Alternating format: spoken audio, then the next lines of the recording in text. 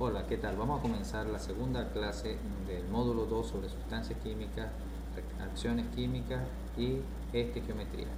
Ya en la clase anterior estuvimos viendo todo lo referente a sustancias químicas, como las nombrábamos, cuál era su nomenclatura, a qué clase o tipo pertenecían. En esta oportunidad nosotros vamos a estar tocando lo referente a qué es una reacción química y cómo es que vamos a identificarlas. ¿Bien? Vamos a estar utilizando un material disponible en internet, también se lo voy a facilitar en el aula, para que podamos ir conversando sobre él. Muy bien, comencemos. Bien, vamos a estar aprovechando el material de la Universidad Autónoma del Estado de México sobre reacciones químicas. El autor es Fernando Berrecil Morales. Bien, una reacción química no es más que un cambio químico en el cual ocurre la formación de sustancias diferentes a las iniciales. Se rompen enlaces químicos y se forman otros nuevos. En este caso estamos hablando de que si tengo, por ejemplo, C con su doble más oxígeno, esto me va a dar CO2. ¿Bien? Y eso nos genera también una reacción, una ecuación química.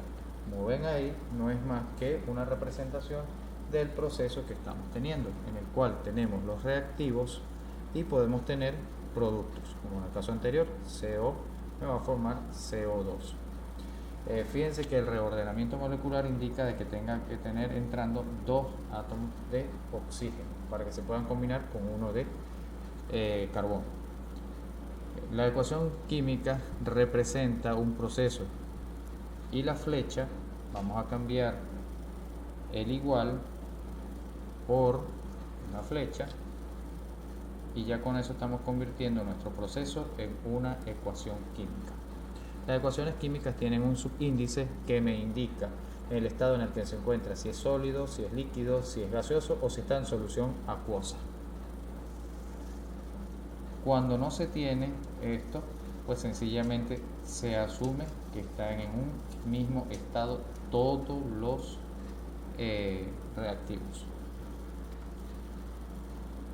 Bien, cuando tenemos la flecha lo que nos está indicando es que hay un gas que se desprende o que un sólido que se precipita.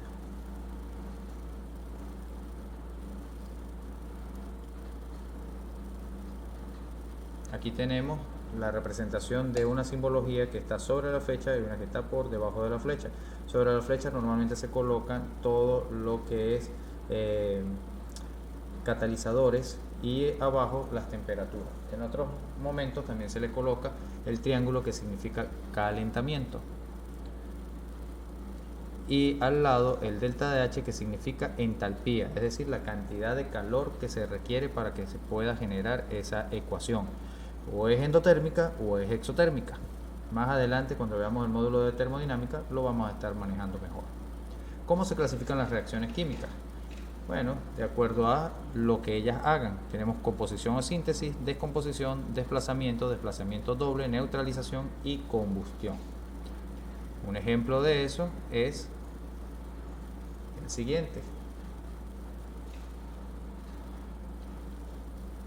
Fíjense que hay metales en los cuales hay un desplazamiento.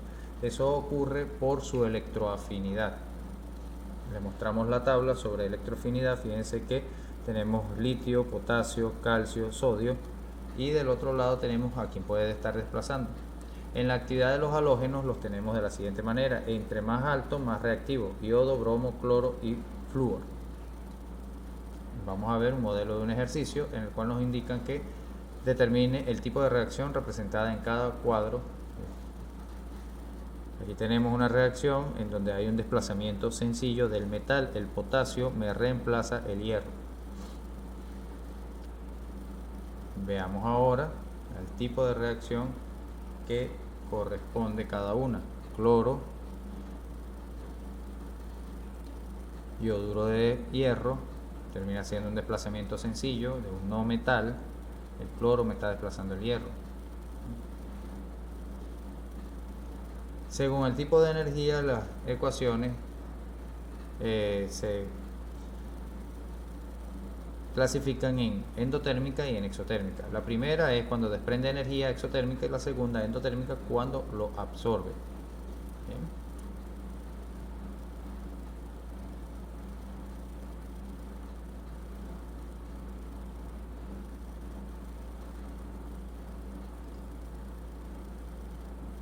Una reacción exotérmica se escribe la entalpía y generalmente lleva el símbolo negativo, que expresa que se está liberando esa cantidad de energía. El símbolo negativo es porque pierde. Tenemos asociado esto de ganancia y pérdida. Pérdida es de la energía que sale de la reacción y ganancia es cuando la energía tiene que entrar a la reacción para que se dé.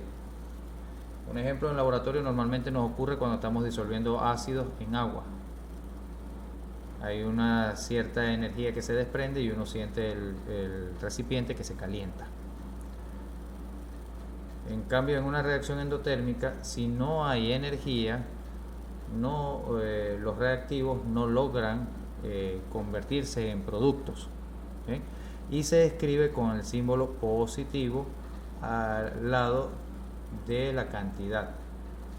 Ojo con esta unidad que se llama kilojoule. Es la manera en que nosotros expresamos la cantidad de energía que está en tránsito por un proceso.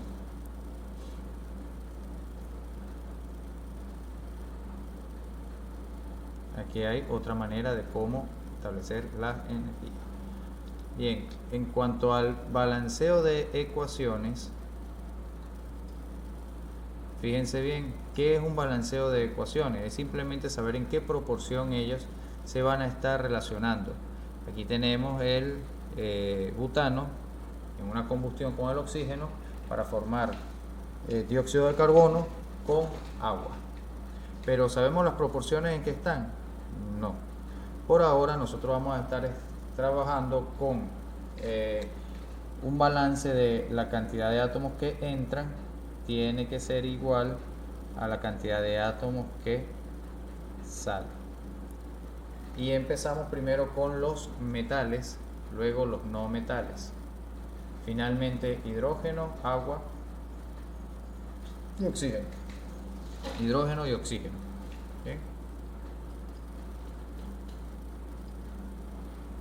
La presentación es básicamente lo que les estaba indicando. Hay diferentes formas o métodos para realizar esto.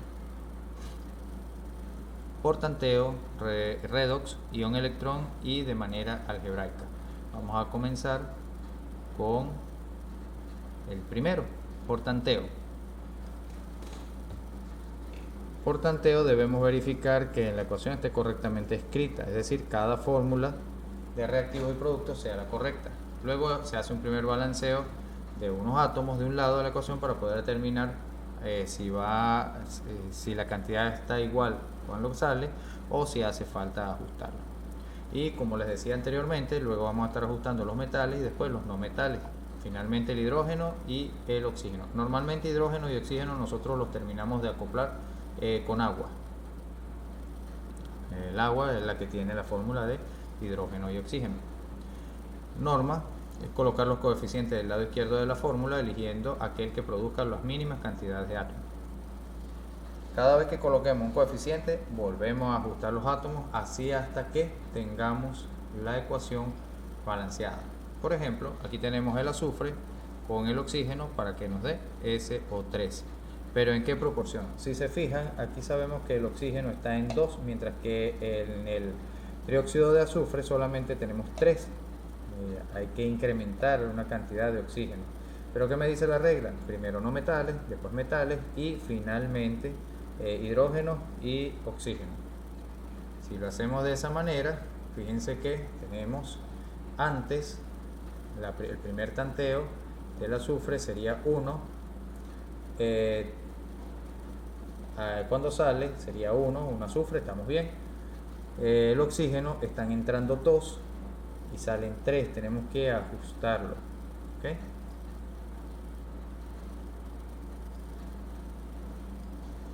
Ahora, ¿qué pasa con el después?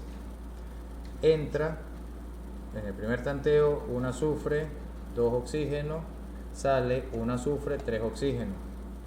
Si nosotros hacemos los ajustes correspondientes, entonces vamos a determinar lo siguiente. Tenemos 2 azufres que están entrando, y lo podemos escribir para ver si no nos complicamos tanto la vida. 2 azufres, 6 de oxígeno, y tenemos que tener al final este 2 que está acá, que me va a multiplicar tanto el azufre como el oxígeno. Veamos bien eso con más calma. Si yo hago mi balanceo por átomo, ¿cuántos átomos están entrando? De aquí están entrando 2. De aquí están entrando, corrijo, serían 3 aquí. ¿Por qué 3? Porque fíjense bien, cuando yo multiplique 2 por 3 me va a dar 6 átomos. Bien, ahora, ¿cuánto está saliendo? Lo que sale sería 2 que me multiplica el azufre, y aquí se supone que aquí abajo vamos a tener siempre un 1 cuando no se indique lo contrario. Es decir, fíjense que en el oxígeno tenemos un 3, pero en el azufre podemos colocar que tiene un 1. Entonces, en ese caso, nosotros lo que vamos a hacer es que multiplicamos 2 por 1 y me va a dar el 2. Y luego multiplicamos 2 por 3 que me va a dar el 6. Fíjense bien que ahora tenemos 2 átomos que están entrando y 2 átomos que están saliendo para el azufre, 6 átomos que están entrando por el oxígeno y 6 átomos que están saliendo por el oxígeno. Mi ecuación está balanceada. Para aclararles un poco esto de por qué yo borré el 6 que estaba aquí y le coloqué 3.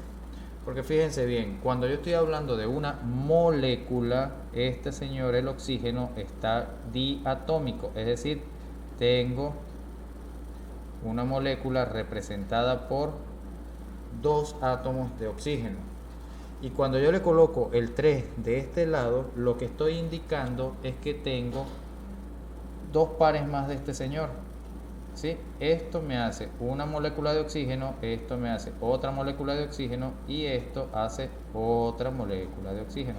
Por lo tanto tengo 1, 2, 3 moléculas de oxígeno, cada una con 2 átomos, entonces tendría 1, 2, 3, 4, 5, 6 átomos de oxígeno. ¿Ok? Continuemos. Fíjense en la explicación, vamos a borrar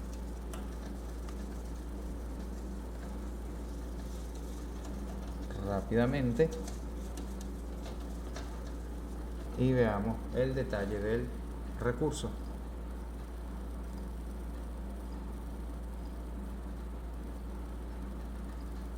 Bien, aquí tenemos otro ejemplo. Voy a pasarlo rápidamente porque les voy a dejar este recurso en el aula. Bien, aquí está el ejemplo resuelto. Aquí tenemos uno más complejo. No importa la cantidad de elementos, moléculas que tengamos en interacción, ellas siempre se van a estar relacionando de la misma manera.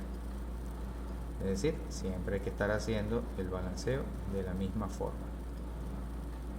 Bien, para finalizar vamos a tratar de construir la respuesta de cada uno de estos ejercicios. Por favor, envíenme eso a través del canal para poder verificar si lo hicieron bien o hay algo que corregir.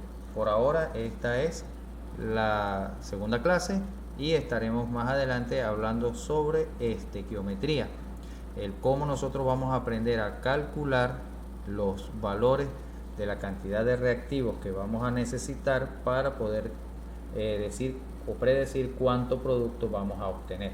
¿Okay? Les saludo y espero que haya quedado un poco más claro. Recordemos que estamos haciendo un repaso de estos temas importantes para la ingeniería de petróleo. Felicidades, muchachos.